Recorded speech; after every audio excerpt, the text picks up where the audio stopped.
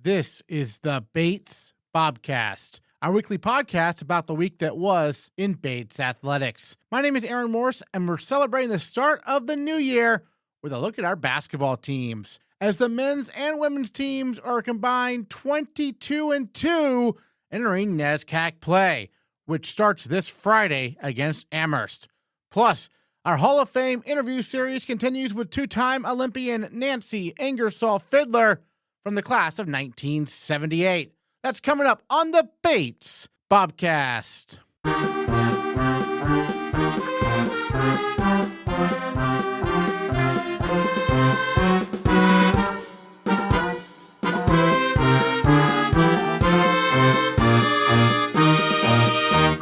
The women's basketball team is 11-1 and ranked 13th in the country by D3Hoops.com and 12th by the Women's Basketball Coaches Association. The Bobcats went 5-0 since our last episode of the Bobcast, with wins over Central and Emmanuel at the Cruisin' Classic in Florida, and back-to-back victories over Roger Williams and Hunter at the WPI Winter Invitational. Tossing a 74-51 win at UMass Dartmouth on Saturday, and the Bobcats are on a roll entering NESCAC play. Senior captain Elsa Daulerio is named the MVP of the WPI Winter Invitational, and she is averaging 13.1 points per game and a team-high 7.6 rebounds per game. And Elsa Daulerio is our female Bobcat of the week. Well, Elsa, undefeated holiday break for the women's basketball team. Let's start the trip to Florida. Some low-scoring battles down there. How are you able to grind out those wins? Those were definitely a battle and very low scoring. I think our shooting percentages in both games weren't that great, but I think we made a real good adjustment in the Emmanuel game and just being a lot more honest with each other on the court, holding each other accountable. That was really huge for us in that second game, and always just to refocus ourselves on our defense and our chemistry. So I think that really helped us make that adjustment and get those wins. It seems like it carried over the success into the WPI Winter Invitational. You got MVP. It looks like you got a little trophy. How cool was that? Yeah. That was cool. I didn't really expect that, but yeah, I really appreciated it. It was nice. What was clicking on the floor in those wins? Convincing victories. Yeah, I think it all came from our defense and our transition. I think it finally has been kind of clicking for us that we can play to our full potential. And we've been working on our defense and stuff like deflections and rebounding and steals. We usually don't get a lot of steals, and in those 2 games at that WPI tournament, we really turned that on, and it helped our offense a lot. So I think that was huge and something that we've been working on all season. It's just been working out super well. So really happy to see the team do that very well. And in the most recent game at UMass Dartmouth, they're a different team this year, but a team that did beat you last year. So was that on your mind at all going in? Oh, it was. Yeah. Yes. I was still pretty angry from that loss in overtime last year. Yeah. But we did talk about that in our pregame. We're like, let's get fired up because we knew that was on their mind too. So just to come out with a lot of fire like we did. And again, I think just translating our defensive focus to our offense was huge in that game. We got NESCAC play, finally, right? Long non-conference, you're 11-1. Amherst coming to town. Both teams are nationally ranked. Amherst is always a physical contest, isn't it? It can be a grind, right? Yep, yeah. It's going to be a big grind. And I think, thinking about the way we ended NESCAC's last year against Amherst, that's going to be huge. But we're super hungry and coming off with just some good confidence off of these last 3 games. And like I said, just seeing how we can play to our potential. So really excited to play Amherst and Hamilton, both really good teams. And yeah, it's battle, it's physical.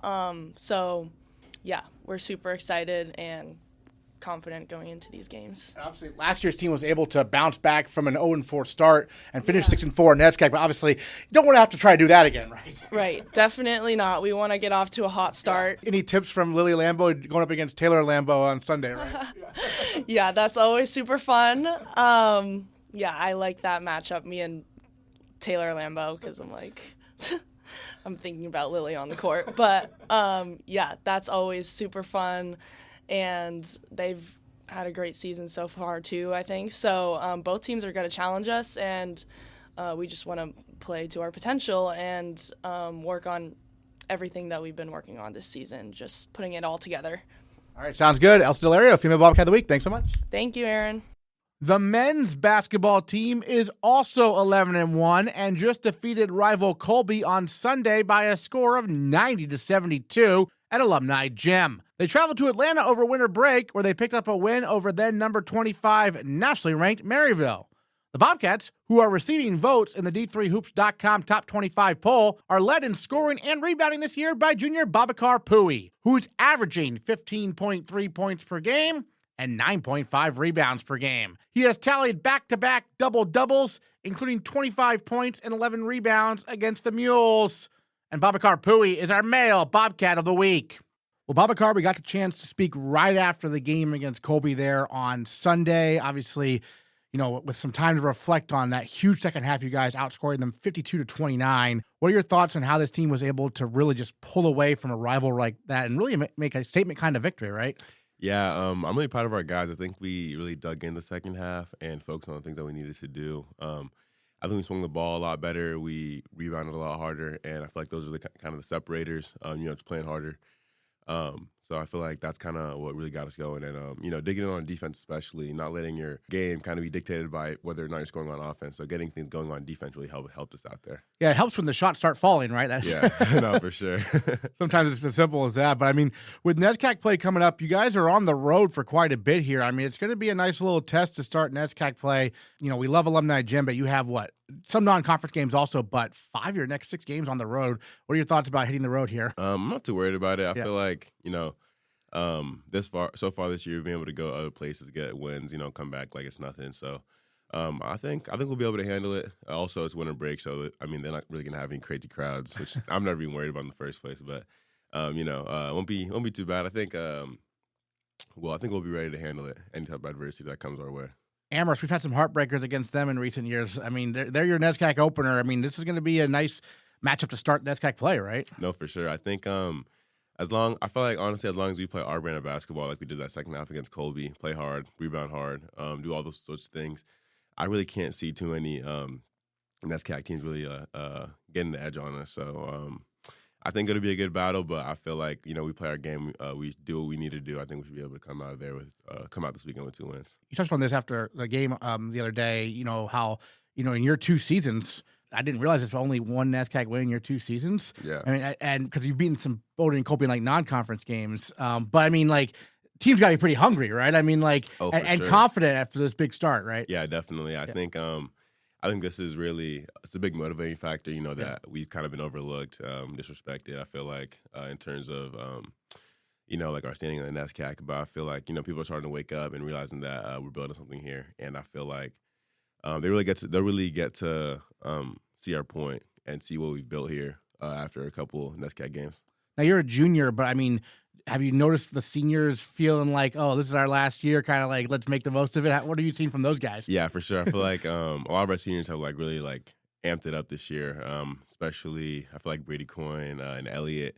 I feel like they've both really stepped up in their respective manners. I feel like Elliott's really been great on defense, locking up some of the other team's best guys. And I feel like, I don't know, sometimes he just moves in ways where I'm like, dang, like, how is he getting his feet there, staying balanced, great defense from Elliott. I've been loving to see it so far this season.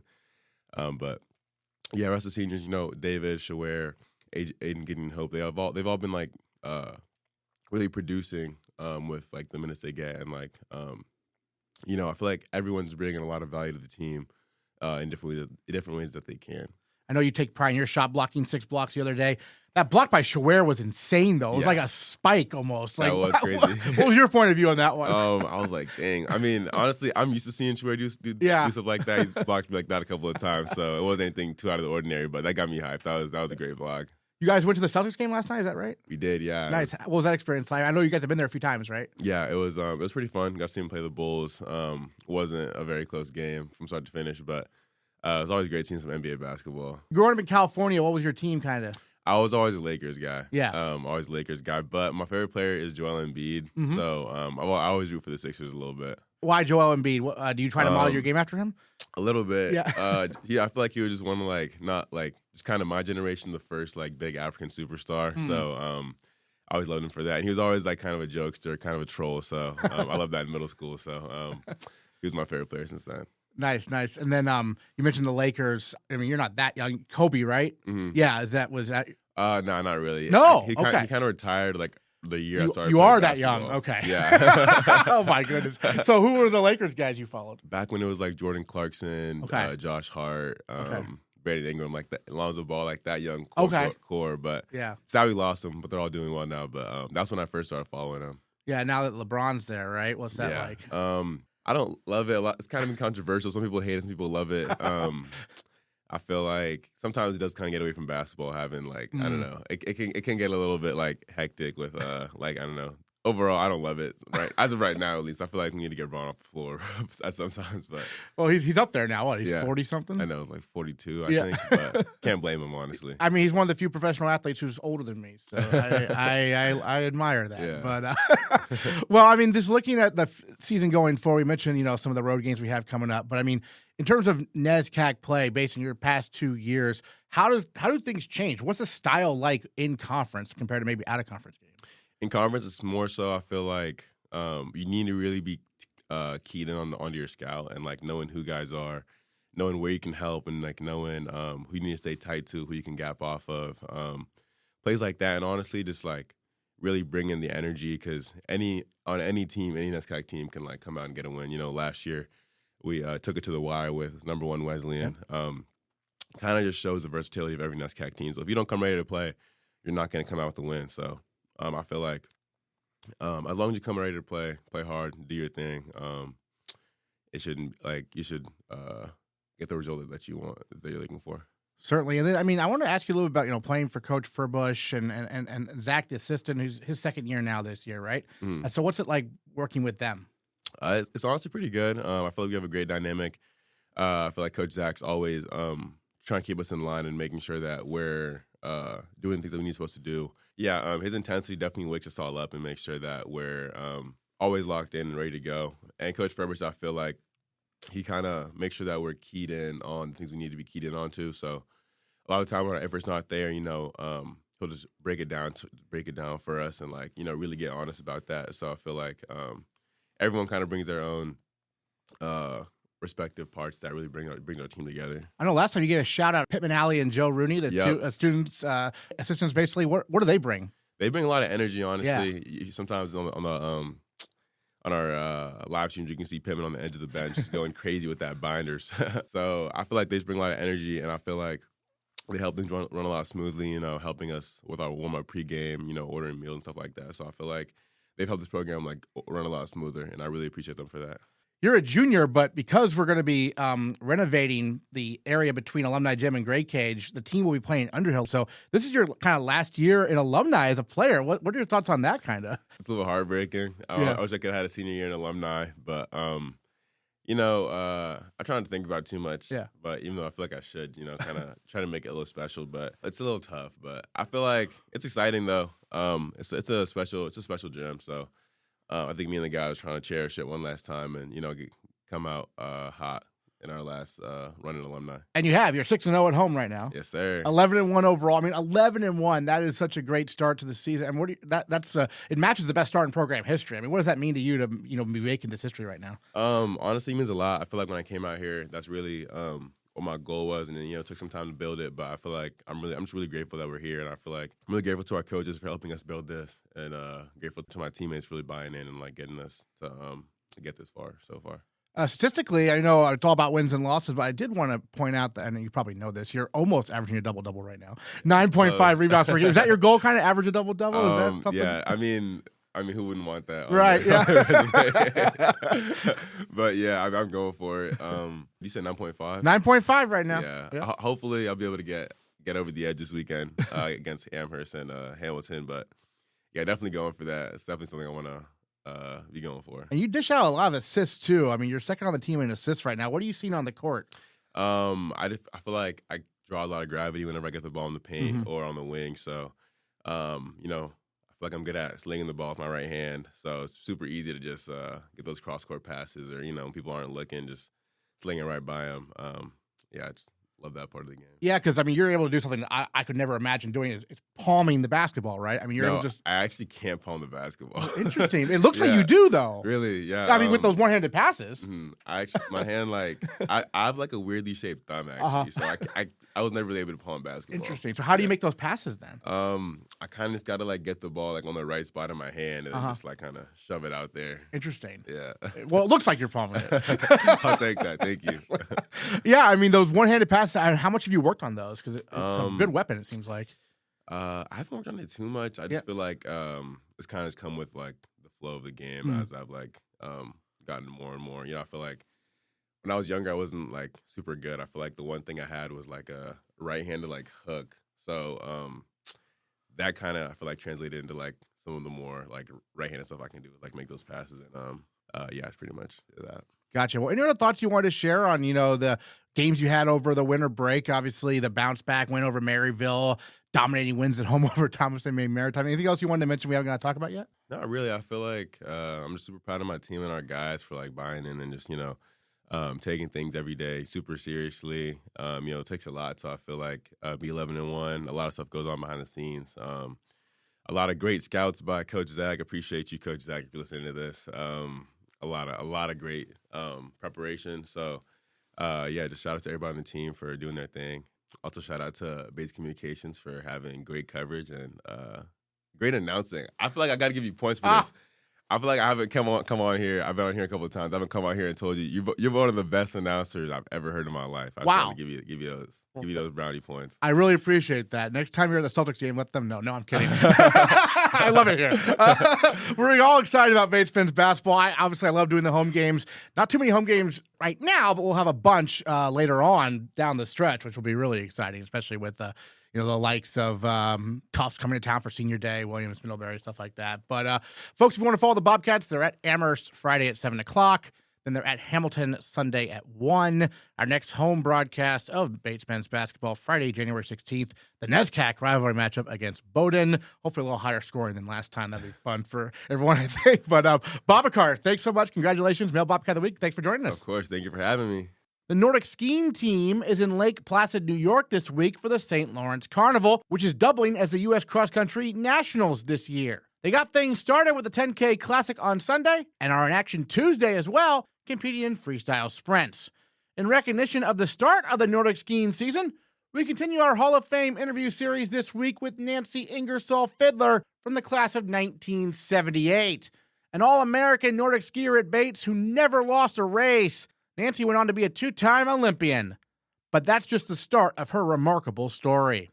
Well, Nancy, it's great to have you here in person in the studio for our Hall of Fame Bobcast interview. And tell me a little bit about what it was like to be there with your fellow inductees. Oh, it was a tremendous honor to be in the ceremony. Yeah, I really felt the importance of it for the history of Bates athletics. And to be part of it was kind of really, it was an amazing experience.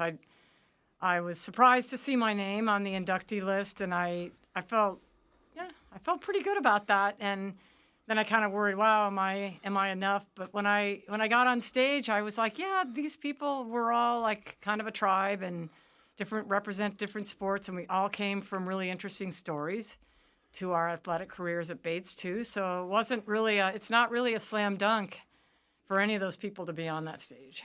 And tell me a little bit about what it was like sharing the stage with your former coach, Coach Yak. Oh, that was really nice. I have a great deal of affection for her, and never forgot her during the passing years. And she was always Coach Yak, and very solid memory. I only played hockey for a couple seasons, but I recognized in her coaching a great person and somebody who was a contributor here at Bates. And really, for a woman coach at a school at that time when Title IX was going into effect, she was very modern and grabbed the opportunities as they came up. And I know she worked very, very hard. I want to talk more about you influencing the start of 2 programs, right? Women's cross country, women's lacrosse. How did that come about? Take us back to those days and why you'd all decided these have to happen, right? First, it was lacrosse because, like many high schools, especially down in the Massachusetts areas, there were already more like strong programming for women's athletics than there were at Bates at the time. So some of my field hockey teammates and I were going to miss playing lacrosse in the spring, and so we put our heads together and we said, would it be possible to do this? It's not a sport. We don't have a coach who can coach lacrosse, but we were determined to see if we could make it work. And I honestly, at the time, I wasn't even really sure I didn't really know much about Title IX. But when we went to ask, it was more than possible to make a club happen. And I remember someone went out and got some, I believe they were used lacrosse sticks, and they were the old wood catgut situation. And we got them, and we went out, and I think Coach Yakiwanis was learning the ropes, and we had some athletes from field hockey, and there were maybe 4 of us who already knew how to play, and we coached the team along, and we went to some games, and we got beaten very badly. But we were having fun. Yeah. You know, it was a really fun time. And so then it was nothing really to go to the athletic director and say, hey, we've got women who will do this. And there aren't that many sports for women. And there were only 3 varsity sports at the time. Yeah. So if you didn't play tennis in the spring, you were sitting on your hands. So we went to the athletic director, Bob Hatch, and he was more than willing to put it through for us. And the next year, it was a varsity program. And with running, you know, they started the indoor track was, I think, the first running program for women, and some of my teammates did that. And I got into skiing, right, which was just beginning too. And cross country, I think it was my junior year. And I think I'd made the decision, I don't think I'm going to do the team sports anymore. I want to train for skiing. Even though we didn't really have like a program to do fall training or any of that, I said, cross country running would be good, right, because it's a fitness thing and it's probably better for me than hockey. So, and my brother was running cross country, and I knew about it. But I had never done it. So we went and put that together, and I remember going down to Boston and running in a legs mini marathon 10K. I remember doing that, and then we did some racing as a club too, same thing. And I think the program got varsity status not that long after. And I think I was in the first women's NESCAC meet. I found a old set of results somewhere, and it showed, and I'm like, I barely know how to run, and I was like in the top 5, I think, but it was, and that was a lot of fun too. And we didn't really have a coach. I remember was there a coach named Gloria back then? Gloria Crosby? Yes. Yes. Yes. Do you remember much about her? No, she had blonde hair. Okay. Yeah. But she was a real fighter too. Yeah. She was all for women's sports, and she was like, don't mess with her. She's going to make this happen. And then Pat Smith for lacrosse? Pat Smith. Yeah. She coached hockey with Sherry. Okay. Yeah, as an assistant. And then she helped out with the lacrosse too. Strong group of women leaders. Yes. Yeah. And they were very much instrumental in my picture of becoming a coach. I wanted to, I had really good, strong coaches in high school and in college as well. And I was like, wow, these women make things happen, and they influence people in the best kind of way. Yeah. I mean, they're hard. I like a hard coach, but so I like that. It was just women role models, and my Nordic coaches were men. Right. There was no such thing as a women's ski coach back then, probably. But yeah, they were very great too. So yeah, you mentioned you became a women's ski coach down the line, right? Yes, I coached for 30 years. Yeah. In Mammoth Lakes. When I retired from skiing, I was a little at loose ends, and there were no ski programs at all in the town. it's mostly alpine skiing and snowboarding, big mountain there. And so I was like, wow, we have a perfectly nice set of tracks and we have long season. And I went to the schools and I started, rapping on principals and athletic directors' doors, and they let me start a little ragtag group of skiers. I basically went into the halls and I was holding up a sign, anybody want to try Nordic skiing? And I just got the craziest group of kids. Got them all out there. But then, so then we built a school program, then we built a club program. I built a ski PE program for kids to get on a bus from elementary school, and also a younger kids after school program and a master's program. So I really dove into bringing my skiing knowledge back to my community, and it ended up, I'll just do this a little bit, but it ended up consuming sort of my best years.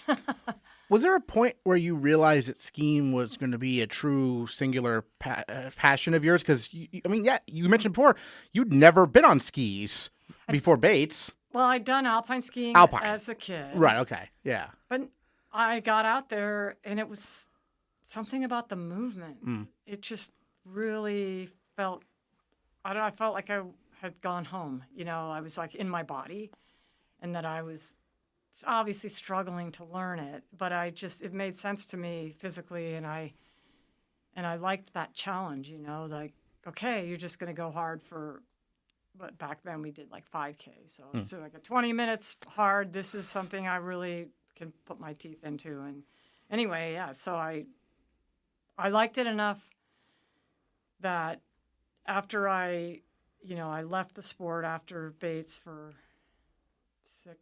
7 years and came back, it was still in me. I just hadn't figured out how to work it all through. So And I wanted to mention this because, it's almost unprecedented. I don't hear very many stories of people doing a sport in college, stopping the sport for 8 years, coming back at age 30 and becoming an Olympian. That doesn't happen, like, ever. How did this happen for you?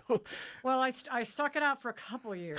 Okay. I was on a little bit of a regional development program, which was very loosely run, and I honestly didn't know how to train year-round because we didn't really have that at Bates either. Right.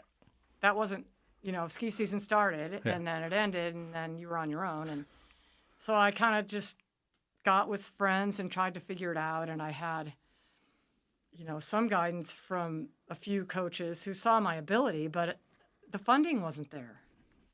I was like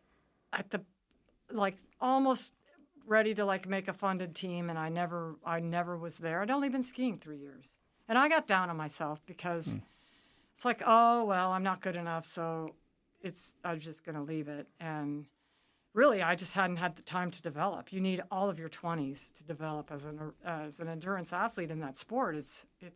You have to put in 7 years of committed training, and I hadn't done it. And when I left the sport, I didn't become inactive, so that was the key. What they call a mountain athlete now. I was a climber and a backcountry skier and a mountain runner. That stuff's really popular now, but I was doing it when I moved to California, and I became very fit, and I did enough local racing that I learned about, now the skating is happening, and I taught myself how to do that, and I was teaching skiing too, so I was very aware of technique. And anyway, I just went to those races in California and was able to win a national title, and I got noticed. 2 Olympics. Just describe the most memorable part about competing for the Team USA, representing the country on the international stage like this. Ooh. So, it's supposedly your athletic career's greatest honor, but the first time I went, I just didn't have enough experience to be there, and because I was the best skier in the country at that point, I was going. Right. Didn't matter whether I was ready or not, but today's athletes, who make the Olympic team, they're racing, national championships as a junior, then they were going to World Juniors and U23s, and they didn't have any of that, and I wasn't a junior skier. And so by the time they get to the Olympic And there are multiple World Cups. I'd raced some World Cups and the World Championships. I wasn't ready to be there. So the first time was very intimidating. Second time, I was way more prepared and felt more confident. I kind of knew where I stood in the field and that I had, on a good day where I could compete to. And, that's all you can do is what you have. And so I was like, yeah, I'm able now to access how I've prepared. And unfortunately, the times that I competed in the Olympic Games, the doping was very widespread. Right. So we all a little bit took a hit in results, and it just, knowing that that's happening it kind of leaves a bad taste in your mouth, but you still go and you do your best and you feel really proud to be there, and nothing can take that away. But the whole part about when you come back and people go, oh, you didn't win a medal or this or that. And I'm like, no, but, at that time we were a small skiing nation. And I'm like, yeah, we represented pretty well. And I feel that I did my best performances. Yeah. So to be top 30, in those races or in the top 20 in World Championships, which I can consistently do, it was a big deal for someone with my background. Had I been able to train systematically for skiing all through my 20s, I feel like probably would have had a better performance. But I put it together for where I was and the person I was at that time and the athlete that I was, and I feel good about it. Years later, your daughter went to Bates and also competed for the Nordic skiing team. What was that like to be a Bates parent? So great. Yeah. It was so great to see her come here and want to be here. And I think and when she first started thinking about colleges, I don't think she was like, I'm not going to do what Mom did. But she was already a Nordic skier, and she had a lot of opportunities that I didn't have as a kid. I didn't get to Nordic ski like she did as a kid. So, along with other sports and activities that she did, we introduced her to horseback riding and dancing and soccer, all the things. But she picked Nordic. So I was, I felt good about that. But I wasn't counting on her doing that. But yeah, so it was really fun for her to see her come here and make this her home. And yeah, and then to be able to go to all those carnivals.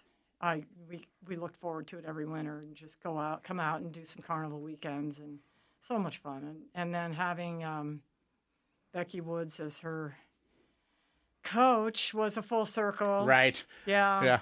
For me, and yeah. Daughter of Bob Flynn, who was a legend here at Bates, obviously. Yeah. We just saw James Upham now over at the cage, and so yeah. I don't know, Bates Nordic is a really strong tradition now, and it was really fun for me to see how much love for the sport and for being on that team that the kids have now. And I don't know, it wasn't like that when I was doing it, because we were just we were a team, but we were not like what it is now. And so it's just so fun to go, wow, look at what they get to do. I didn't get to do it, but I'm so happy for them, What's your favorite Flinny story? Coach Flynn, he was a funny guy, and he would go, so he was not the Nordic coach. Right. He was the head ski coach. Yeah, like of all skiing. Right. Yeah. So Alpine, Nordic, and then he had these younger guys as coaches who were basically just out of college. Yeah. And so I always thought that was kind of like, I felt like he was kind of a dad checking on, making sure these squirrely guys were getting the teams where they needed to be. And so he would kind of float around at the races. And I just remember him walking up to the wax bench, and he would come over and he'd look everything over and kind of go, I think it's extra blue today for the wax. And, I was like, every single time I'm like, he's going to say it's extra blue. And, and then everyone's going to go, great, thank you, coach. He'll walk away. And then when someone does well, I told you, he was really proud of his part in that, even though he might have been putting on red clister, it didn't matter. He wanted to feel part of it. And I saw that all the way through his, the end of his career when he was going with Becky to the races, and he'd go to the wax trailer, and he was always looking stuff over and wanting to know, really kind of curious.